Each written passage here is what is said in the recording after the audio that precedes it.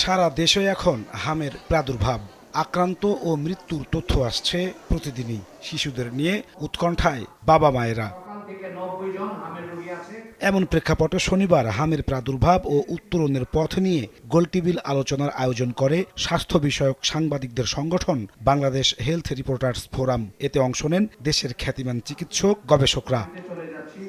গবেষকরা জানান ৬ মাস থেকে ১ বছর বয়সী শিশুদের হামে আক্রান্ত হওয়ার সংখ্যা সবচেয়ে বেশি। তারা জানান দেশে নবজাতককে বুকের দুধ পান করানোর হার কমেছে প্রায় অর্ধেক। এছাড়া গর্ভবতী মায়ের অপুষ্টির পাশাপাশি রয়েছে শিশুদের পুষ্টিকর খাবারের অভাবও, যার প্রভাব পড়েছে শিশুদের রোগ প্রতিরোধ ক্ষমতায়। 51% ব্রেস্ট ফিডিং, এবং ইভেন এটা আমাদের শুধু শহরে মাদের মধ্যে না, শহর গ্রাম প্রত্যেকটা মারাই প্রায় 51% এখন সিজারিয়ান সেকশন হচ্ছে। তো সিজারিয়ান সেকশন যখন হয়, মায়ের ব্যথা থাকে, মা কিন্তু জন্মের পর ঠিক ওভাবে ব্রেস্ট মিল্কটা প্রডিউস করতে পারে না, সেটা একটা ব্যারিয়ার।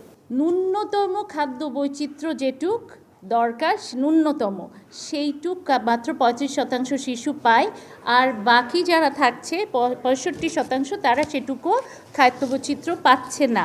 হামের চিকিৎসায় একটি জাতীয় গাইডলাইন প্রণয়নের পরামর্শ দিয়েছেন বিশেষজ্ঞরা। তারা বলেন, শুধু টিকা নয়, খুঁজতে হবে স্থায়ী সমাধানের পথ। কিছু গ্যাপ আছে, এই গ্যাপের মধ্যে একটা হলো যে ন্যাশনাল একটা গাইডলাইন আমরা তৈরি করতে পারতাম, national guideline for management of measles. এই গাইডলাইনটা যদি থাকতো তাহলে অনেক রুগী আমাদের ওখানেই ম্যানেজ হইতো। আইসোলেশনের জন্য আমাদের এখানে এরকম কোনো ব্যবস্থা আমরা করতে পারি নাই, কারণ আমরা তো স্বীকারই করছি না এটা মহামারী। আলোচনায় বারবার উঠে আসে অন্তর্বর্তী সরকারের আমলে টিকা নিয়ে গাফিলতির কথা। স্বাস্থ্য সচিব জানান, বিষয়টি নিয়ে তদন্ত শুরু হয়েছে। কেন এই টিকিট দেওয়া বন্ধ থাকলো, ওই সময় দায়িত্বে কারা ছিলেন, কাদের ভুল সিদ্ধান্তের জন্য এটা হলো, যদি তাদের ব্যাপারেও পদক্ষেপ নেওয়া না হয় এবং তাদের যদি দায় না নেন তারা, তাহলে ভবিষ্যতে এই ধারা অব্যাহত থাকবে। তদন্ত হবে, এটা আমাদের উপরে আস্থা রাখেন। আমরা কাজ করছি, তদন্তে উঠে আসবে, দেখবেন কেন আমাদের এই বাচ্চাগুলো আমরা হারালাম, কি কারণে। হামের প্রকোপ মোকাবিলায় সরকার সব ব্যবস্থা নিয়েছে বলে জানান স্বাস্থ্য অধিদপ্তরের মহাপরিচালক নাজমুস সালেহী। সময় সংবাদ, ঢাকা।